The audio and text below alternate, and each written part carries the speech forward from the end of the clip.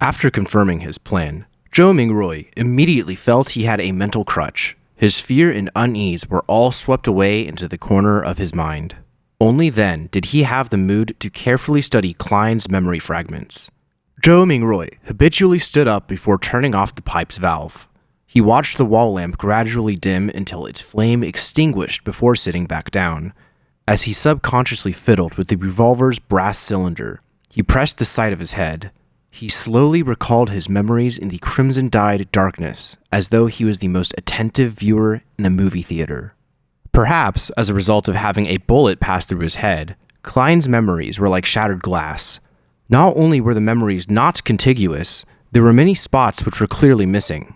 For example, memories pertaining to how the exquisite revolver appeared in his possession, whether he had committed suicide or was killed, as well as the meaning of the words "everyone will die," including me, on the notebook, or whether he had participated in anything odd 2 days before the incident.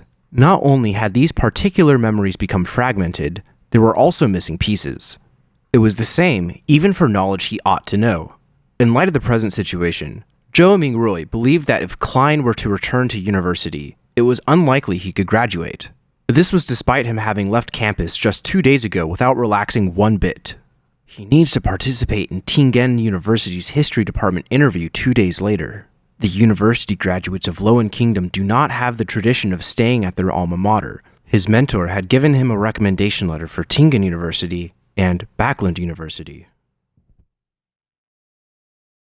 Through the window, Zhou Mingroy silently observed the red moon setting in the west. The gradual sinking of the moon continued until faint light glowed from the east, dyeing the horizon golden.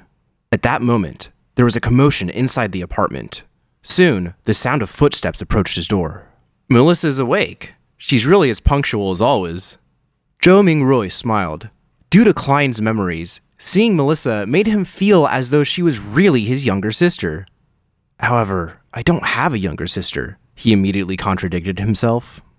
Melissa was different from Benson and Klein. Her rudimentary education was not completed at the Sunday school classes offered by the Church of Evernight.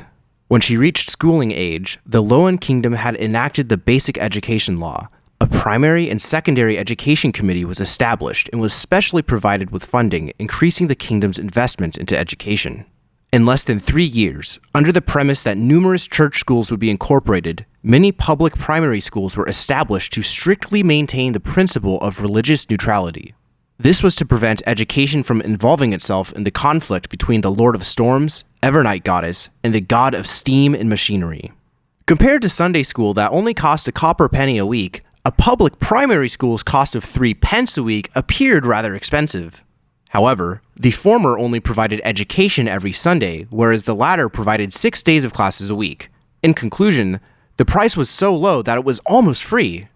Melissa was different from most girls. From a young age, she enjoyed things like gears, springs, and bearings. Her ambition was to become a steam mechanic. Having suffered from a lack of culture, Benson, who knew the importance of education, supported his sister's dreams, just like how he supported Klein's university education. There was no need for her to attend language school or a public school for more knowledge. In July last year, 15-year-old Melissa passed her entrance examinations and fulfilled her dreams of becoming a student at the Tingen Technical School's Steam and Machinery Department. As such, her weekly school fees raised to 9 pence. Meanwhile, Benson's company was affected by the situation in the southern continent. There was a drastic drop both in profit and business transactions. More than a third of the employees were retrenched. In order to keep his job and maintain their livelihood, Benson could only accept more arduous tasks. He had to work overtime more frequently or head to places with harsh environments. That was what he was occupied with for the past few days. It was not that Klein did not think of helping share his older brother's burden, but being born a commoner and having been admitted into an average language school, he felt a strong sense of inadequacy when he enrolled into university. For example, as the origin of all languages in the northern continent, the ancient language of Fasak was something all the children of nobles and of the wealthy class would learn from a young age. In contrast, he only made first contact with it in university. He faced many similar aspects during his schooling career. Klein nearly gave his all and often stayed up late into the night and woke up early before barely managing to catch up to the others, eventually allowing him to graduate with average results. Memories regarding his elder brother and younger sister remained active in Zhou Mingrui's mind until he turned the doorknob open. Only then did he jolt awake and remember that he had a revolver in his hand. This was a semi-regulated item. It'll scare children. Also, there's still a wound on my head. With Melissa arriving at any moment, Zhou Mingrui pressed onto his temple and hurriedly pulled open a desk drawer and threw the revolver in before slamming it closed. What happened? Melissa looked over curiously when she heard the commotion. She was still in the prime of her youth. Even though she didn't have much nutritious food to eat, making her face thin and slightly pale, her skin remained lustrous as it exuded the vibes of a young girl.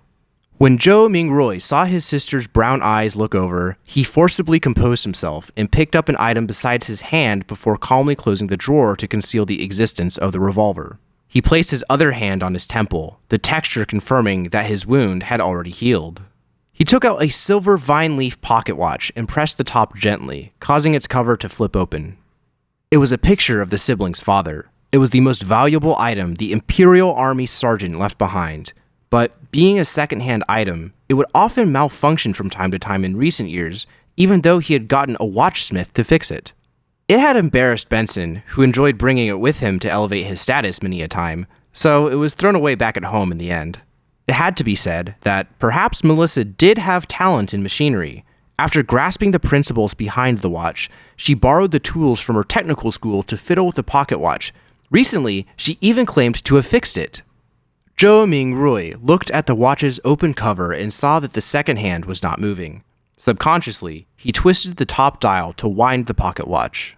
However, despite winding it a few times, he did not hear the sound of taut springs. The second hand remained motionless. It looks broken again. He looked at his sister while trying to find a topic of conversation. Melissa shot him an expressionless glance and briskly walked over to take the pocket watch away. She stood in her spot and pulled up the button sitting atop the pocket watch. With a few simple turns, the tick-tocking of the second hand sounded. Isn't pulling the button up usually meant to adjust the time? Zhou Mingrui's expression immediately turned blank. At that moment, a bell chimed from a faraway cathedral. It chimed 6 times, sounding distant and ethereal. Melissa tilted her head to listen to it and pulled the button up once again. Following that, she turned it to synchronize the time. "It's okay now," she said, simply without emotion. She then pressed the top button back and handed the pocket watch back to Zhou Mingrui. Zhou Mingrui returned a smile politely in embarrassment. Melissa gave her elder brother a piercing stare before turning to walk to the cupboard. She took her toiletries and towel before opening the door to leave. She headed for the public bathroom. Why did her expression have a look of disparagement and resignation? Is it a look of concern for her retarded brother? Zhou Mingrui lowered his head and chuckled. He closed the pocket watch's cover with a click before opening it again. He repeated this action as his idle thoughts focused on a question. Klein committed suicide without a silencer. Well, I'll consider it a suicide for now. His suicide should have caused quite a commotion, yet Melissa, who was just a wall away, did not notice at all. Was she sleeping too soundly? Or is Klein's suicide shrouded in mystery to begin with? Click! The pocket watch opened. Clack! The pocket watch closed. Melissa returned from washing up and saw her brother's subconscious act of constantly opening and closing the pocket watch. Her gaze was once again glazed with exasperation as she said with a sweet voice, Klein, take out all the remaining bread. Remember to buy fresh ones today. There's meat and peas too. Your interview is soon. I'll make you mutton, stewed with peas. As she spoke, she moved a stove out from a corner. With some charcoal, she boiled a pot of hot water. Before the water boiled, she opened the cupboard's lowest drawer and took out what seemed like a treasure, a can of inferior tea leaves. She threw about 10 leaves into the pot and pretended that it was real tea. Melissa poured 2 big cups of tea as she shared 2 pieces of rye bread with Zhou Mingrui over tea. There's no sawdust or excessive gluten mixed in, but it's unappetizing. Zhou Mingrui still felt weak and was starving. He forced himself to swallow the bread with the tea while complaining inwardly. Melissa finished eating a few minutes later.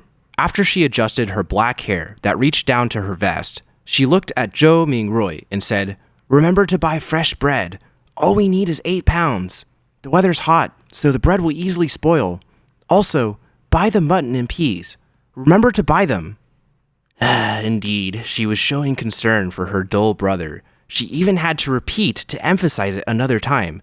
Zhou Mingrui nodded with a smile. All right.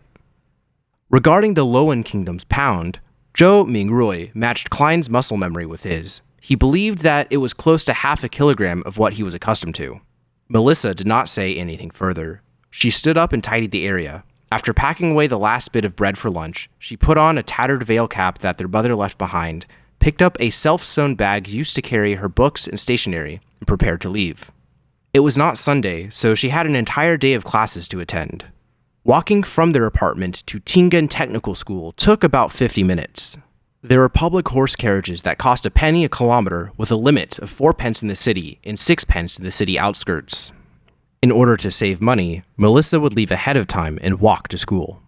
Moments after she opened the main door, she paused in her footsteps and turned her body halfway, saying, "Klein, don't buy too much mutton or peas. Benson might come back on Sunday. Oh, and remember, we only need 8 pounds of bread." "All right, sure thing," answered Zhou Mingrui, exasperatedly. Simultaneously, he repeated the word Sunday a few times in his head. In the northern continent, a year was similarly split into 12 months. Every year, there were 365 or 366 days. A week was similarly split into 7 days. The splitting of the months was a result of astronomical observations. It made Zhou Mingrui suspect whether he was in a parallel world. As for the splitting of the days, it was a result of religion. This was because the northern continent had 7 orthodox gods: the eternal blazing sun, the Lord of Storms, the God of Knowledge and Wisdom, the Evernight Goddess, Earth Mother, the God of Combat, and the God of Steam and Machinery. Watching his sister close the door and leave, Zhou Mingrui suddenly sighed. Soon, his thoughts focused on the luck enhancement ritual. "Sorry, I really wish to return home."